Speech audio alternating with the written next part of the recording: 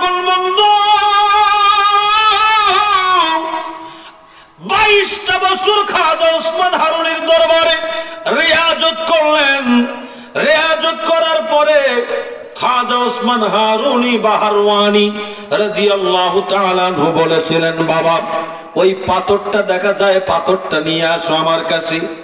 গরিব নওয়াজ যাইয়া পীরের হুকুমে পাথরটা ধরলেন, ধরে হুজুরের কাছে আনতে লাগলেন, পীরের কাছে আনতে লাগলেন, আপন মুর্শিদের কাছে আনতে লাগলেন। এই পাথরটা হাত দিয়ে ধরে পীরের কাছে আনার আগে আগে এই ইটটা পাথরটা স্বর্ণে পরিণত হয়ে গেল।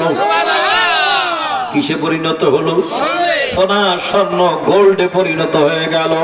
যখন পাথরটা স্বর্ণ হলো তখন খাজা ওসমান হারুনি বলেছিলেন, বাবা আর রিয়াজত করা লাগবে না, লাগবে না, তোমাকে আল্লাহ পরিপূর্ণ করে দিয়েছেন।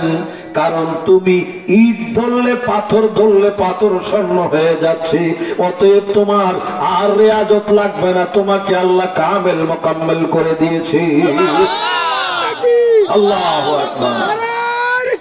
ইয়া রাসূলুল্লাহ। হুজুর খাজা গরিব না জিন্দাবাদ, জিন্দাবাদ। আহলে সুন্নাত ওয়াল জামাত জিন্দাবাদ, জিন্দাবাদ। এবার গরিব নওয়াজের ছোটবেলার কথা একটু শোনেন, সোহবতের দাম। ছোটবেলার কথা একটু শোনেন। গরিব নওয়াজের আব্বা জান আম্মা জান ছোটবেলা দুনিয়া থেকে বিদায় গ্রহণ করেছিলেন। উনি ওনার জন্য রেখে গিয়েছিলেন আঙ্গুরের বাগান। কিসের বাগান? আঙ্গুরের বাগান। আঙ্গুরের বাগানের মধ্যে গরিব নওয়াজের জন্য ওনার আব্বা জান খাজা গিয়াসউদ্দিন রাদিয়াল্লাহু তাআলা গোলাপ ফুলের বাগান বানিয়ে দিয়ে গিয়েছিলেন।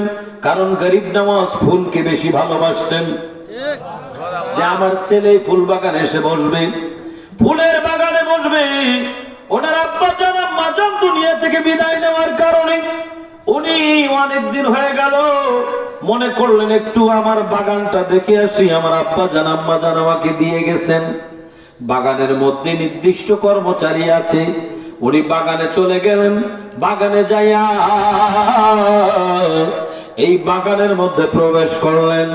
বাগানে প্রবেশ করে উনি বাগানে বসছেন, যেই জায়গায় উনি আগে যে বসতেন ওই জায়গার মধ্যে বসেছেন। বসার সাথে সাথে বাগানের দৃশ্যটা দেখে গরিব নওয়াজের মায়ের কথা, বাবার কথা মনে হয়ে গেল। আল্লাহ, আমার আব্বা জান আমাকে এই বাগান দিয়েছেন, আমার মা আমাকে এই বাগানের মালিক বানিয়েছেন। আমার আব্বা জানও নাই, আমার আম্মা জানও দুনিয়াতে নাই। এই যে মনের কষ্ট, এই কষ্টটা উনি প্রকাশ করলেন। করে চক্ষু থেকে পানি ঝরঝর করে বের হতে থাকলো। এই অশ্রু, এই পানি চক্ষু থেকে যখন ঝরতে লাগলো, বাগানের কর্মচারীরা দেখে গরিব নওয়াজের চক্ষু থেকে পানি ঝরতেছে।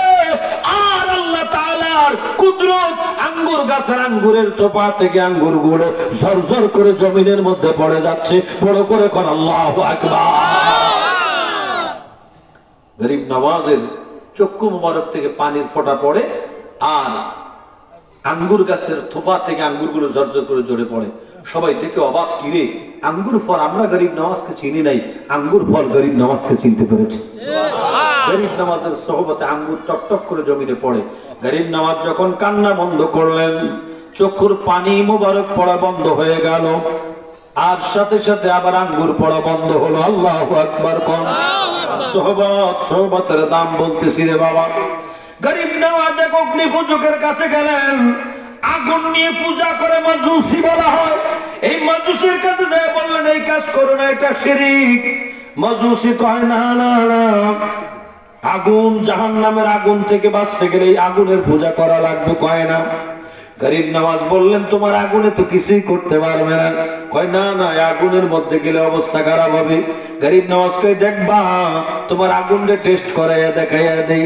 গরিব নওয়াজ নিজের পায়ের খড়ম মোবারক, জুতা মোবারক খুললেন, খুলে আগুনের মধ্যে নিক্ষেপ করে দিলেন।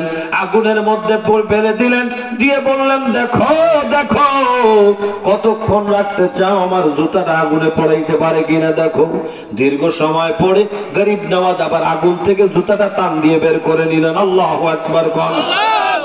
আগুনের জুতা বের করার পরে জুতার মধ্যে একটা সুতা পর্যন্ত আগুনে জ্বালাইতে পারে নাই। জুতার সুতাও জ্বালাইতে পারে নাই, না জুতা জ্বালা আর না সুতা জ্বালা, সুতাও জ্বলে নাই জুতাও জ্বলে নাই। জুতা বের করার পরে গরিব নওয়াজ দেখিয়ে দিলেন একটা সুতাও তো তোমার আগুনে পড়াইতে পারলো না। আল্লাহু আকবার কোন, আরো জোরে কোন আল্লাহু আকবার।